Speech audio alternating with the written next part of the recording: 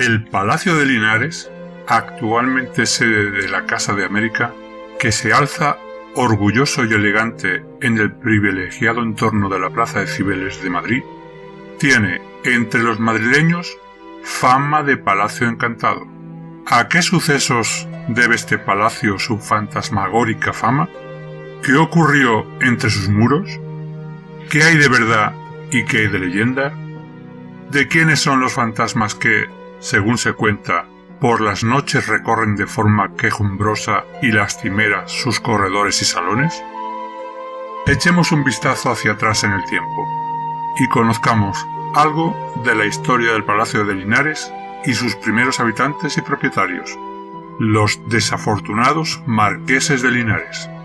Mateo de Murga fue un financiero vasco que hizo una enorme fortuna en Cuba, un indiano de talante liberal que, llegada a la adolescencia de su hijo José, uno de los protagonistas de esta leyenda, le aconsejó que se casara únicamente por amor, sin importar la condición social de la elegida.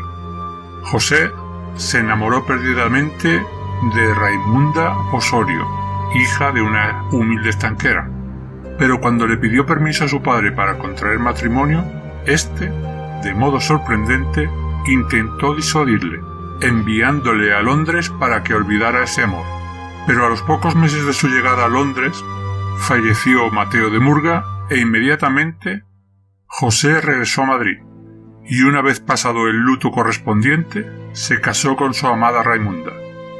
En 1872, José de Murga, ya primer marqués de Linares, adquirió el solar de más de 3.000 metros cuadrados donde se encontraba el Pósito de Madrid, un depósito destinado a almacenar grano. Fue en este solar donde decidió levantar el palacio que nos ocupa.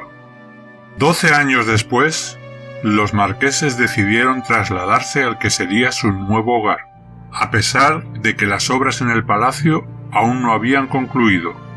Y fue entonces, ordenando unos documentos de su padre, cuando el marqués encontró la terrible carta que su padre no llegó a enviarle a Londres, en la que le confesaba el motivo de su rotunda negativa a autorizar aquella boda. José y Raimunda eran medio hermanos. Mateo de Murga en su juventud había tenido un affair con una estanquera y Raimunda era el fruto del mismo. El descubrimiento de estos hechos sumió a la pareja en la más completa desesperación.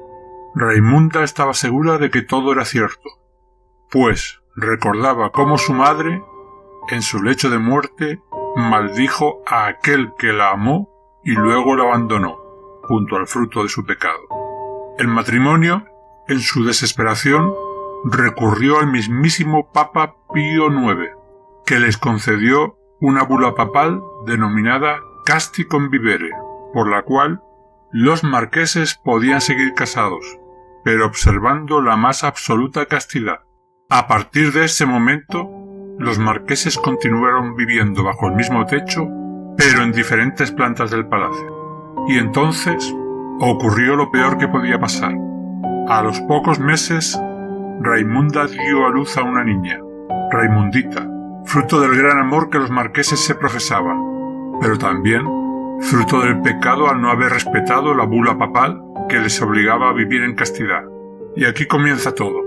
Y cuenta la leyenda, entre los dos la asesinaron y la emparedaron, para evitar de ese modo el escándalo. Aún hoy en día, el espíritu de Raimundita sigue paseándose por los grandes salones del viejo palacio, cantando canciones infantiles y llamando con voz lastimera a sus padres. Tras cerrar estos el palacio con 100 llaves, que lo mantendrían cerrado y deshabitado durante largos años. En 1989, previo al inicio de los trabajos de remodelación, que debían realizarse para convertir el suntuoso edificio en la sede actual de la Casa de América, el Palacio de Linares fue sometido a un exhaustivo rastreo, análisis y fotografiado hasta el último de sus rincones, por un prestigioso equipo de parapsicólogos del grupo Hepta, al mando del cual estaba el jesuita José María Pilón, en busca de cualquier indicio de la existencia de fenómenos paranormales entre sus muros, llegando a la conclusión de que en el palacio sucedía algo fuera de lo común. Con frecuencia, la temperatura de las habitaciones descendía hasta 10 grados bajo cero, incluso en verano. En la capilla, de repente, se escuchaba sonar el órgano, y el equipo de investigadores detectó una poderosa fuente de energía entre los muros del palacio. Las fotografías realizadas reflejaban unos extraños campos energéticos que hacían suponer la existencia de fantasmas o espíritus. Se habló de la posibilidad de que bajo el suelo de mármol se hallaran restos humanos. Incluso, un miembro del equipo de expertos declaró que había visto a una niña pequeña con el cabello rizado y vestida de blanco corriendo y llorando de forma lastimera por el salón de baile.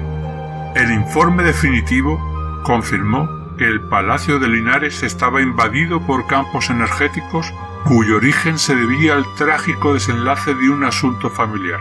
Asimismo, se afirmaba que el Palacio de Linares reunía las condiciones adecuadas, dada su ubicación en una zona de corrientes subterráneas, para que en él se manifestaran fantasmas y espíritus.